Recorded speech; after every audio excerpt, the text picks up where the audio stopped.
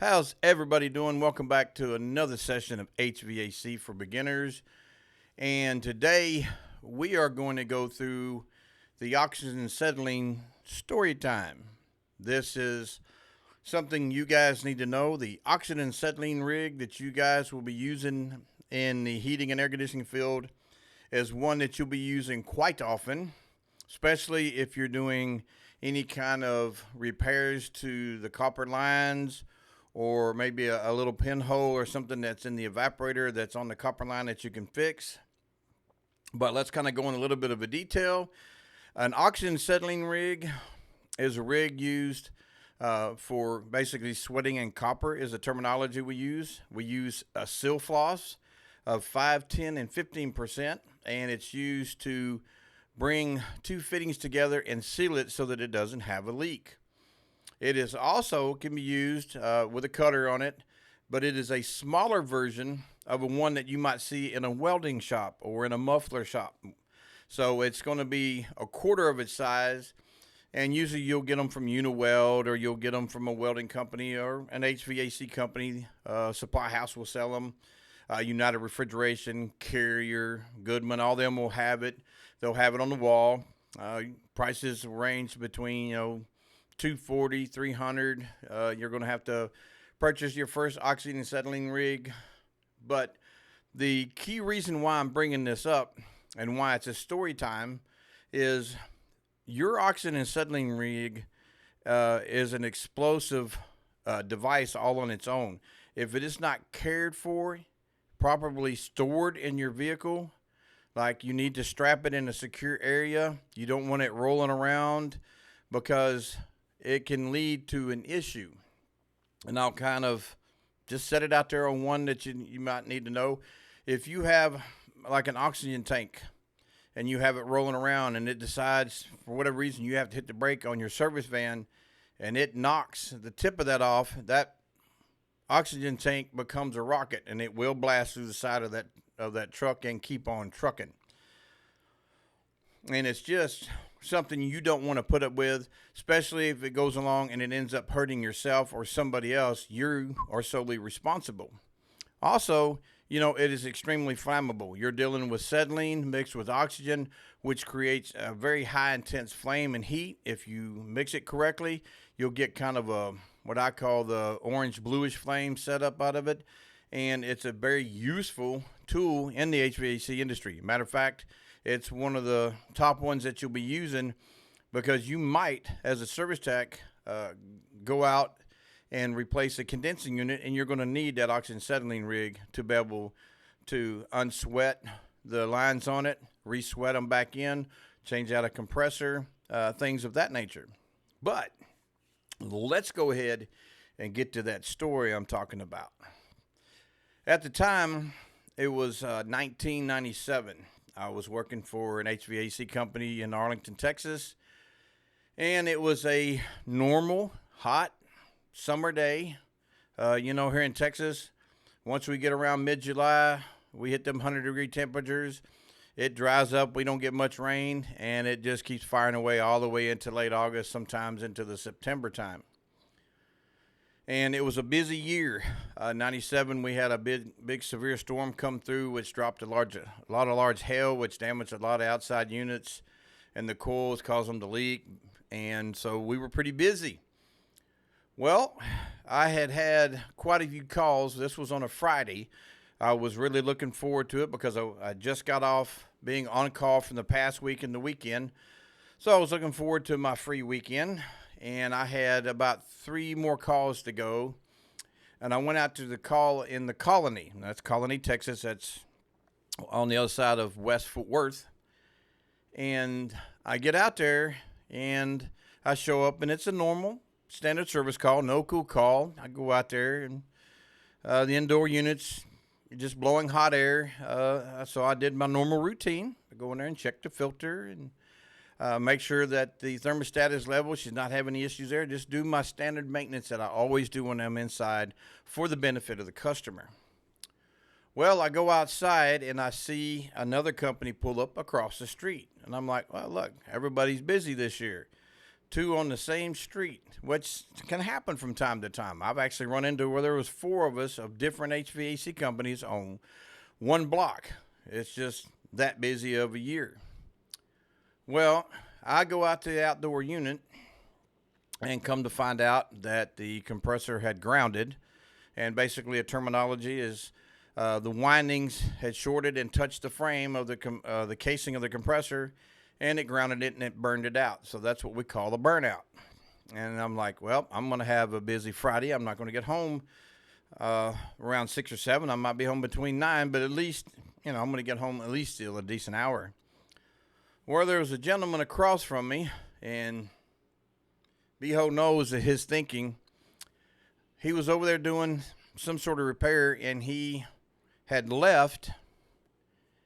And I looked over there, and he had laid his oxygen and acetylene rig on its back. And went over and knocked on the door and let the lady know that he had left his oxygen and acetylene rig, and she had told me that he had to go get a new condensing unit, that the other one had burned out, and that she needed a new one. And I'm like, okay, so he's returning. And so I went over there and I set his oxygen acetylene rig back up on its feet and rolled a hose around it and kind of hid it behind the condensing unit. And then I went to the supply house because I had to go get a compressor. This unit that I was working on was under warranty. So it was only a year old, and it might have had a defect or some sort of issue with it, but I would find out clear enough once I put the new compressor in to see if maybe a restriction might have caused the issue or anything of that nature, because all the wires that I had looked at it were fine. There was nothing wrong with them. And I went ahead and rigged up some new wires anyway to replace them on the common start and run side, and then to the contactor and to the capacitor as needed. Well, I show back up, and he's in the middle of disengaging and pulling apart, and I noticed that he had set his oxygen and acetylene rig back on the ground, on its back. So I kind of yelled at him across and said, hey, man, you might want to pick up your oxygen acetylene ring. It's sitting on its back. He goes, oh, it'll be all right. It'll be fine. And I was kind of concerned a little bit because setting it on its back will cause the liquid on acetylene, because if you took a acetylene tank and cut it in half and you open it up, it almost has a honeycomb effect inside where it actually allows the liquid to settle on the bottom and the vapor to rise. So it's kind of a honeycomb. It's almost like a concrete filler with holes all in it. And of course, the oxygen tank is right next to it. They're side by side. And I was a little concerned, but I was like, he's a service tech. He should know that he should have to set that back up and wait about 15 or 20 minutes before he fired off that rig or sparked or settled off the oxygen acetylene on it. So I'll go on and continue on with my day. I went ahead and unsweated the compressor off of it, had taken it apart, had pulled it out, and I have a little holder, and it's about yay long, and it has a hook on it, and you can hook it on the base of the compressor, and you can carry it instead of grabbing it by your hand and hurting your shoulders. It has a handle on it, and you can carry it along and just walk along and do your thing. I opened the side door to my van. I set it in there. By the time I went to make a turnaround, there was an explosion, and it blew out the windows of my van and actually rocked my van, and I could actually feel the compressed air coming from it. Well, of course, I'm alarmed. All the bells and whistles in my head are going, oh, hell, he lit off that acetylene unit over there without setting it up. And so I go around over there. He had been blown completely up and over the house. He's in the backyard. The side of the home where the brick was no longer there. It was on the ground and blown inside the home. The house is on fire. So I run over there. We had phones at the time, and I called 911. The homeowner's panicking. The lady I'm working for thought it was her home. She come running out. Neighborhood's packed up. There's 10 or 20 people standing outside. I run over there and get a water hose, and I start trying to put out the flame, and she went to go check on him. And guys, an oxygen acetylene rig, when you have two of those combinations within close proximity to each other and one goes off, yeah, there's not much more you can say.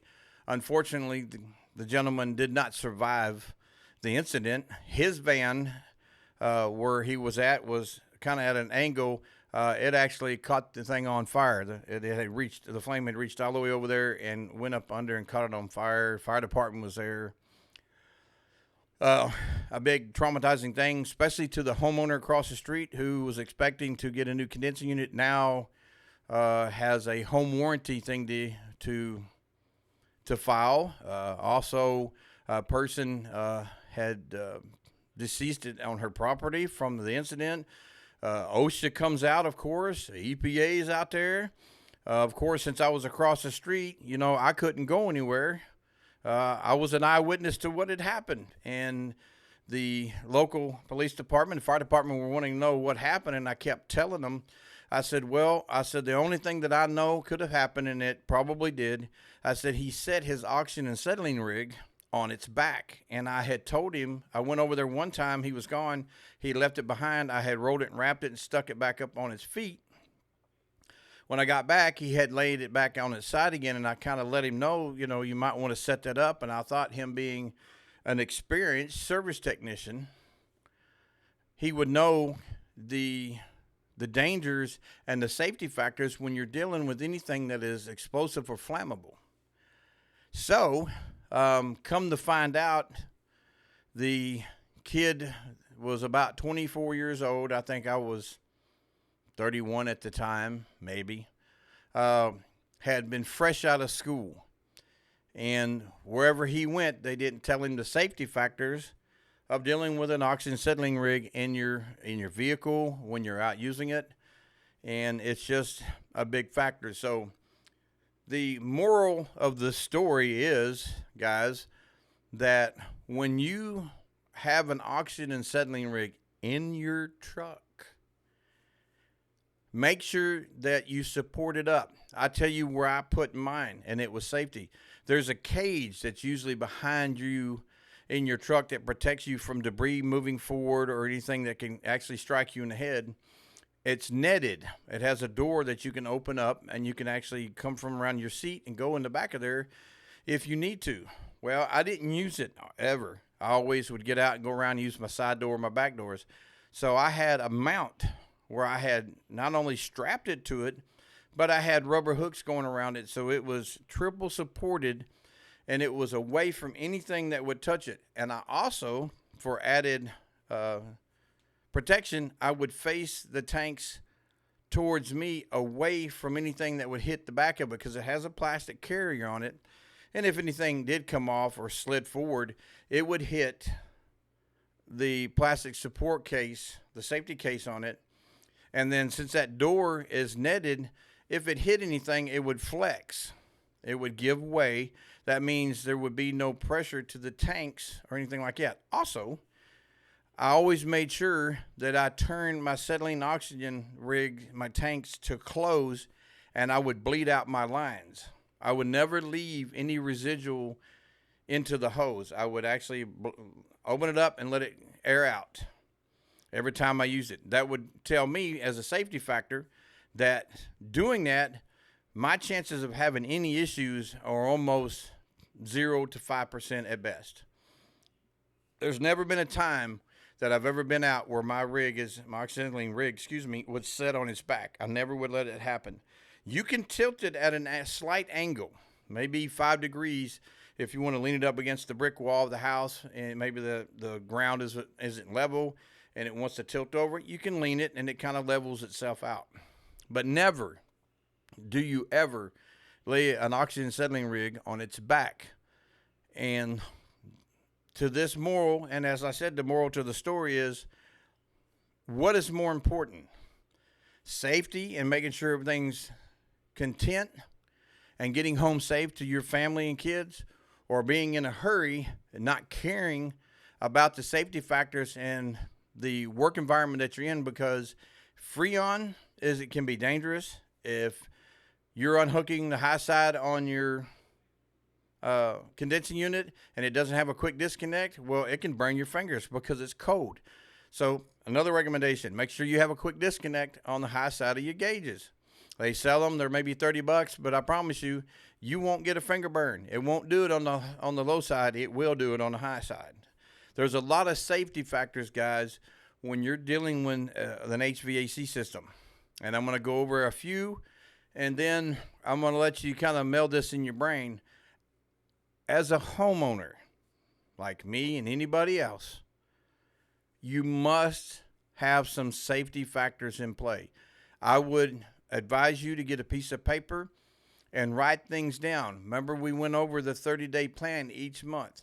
You have a unit outside that you want to wash.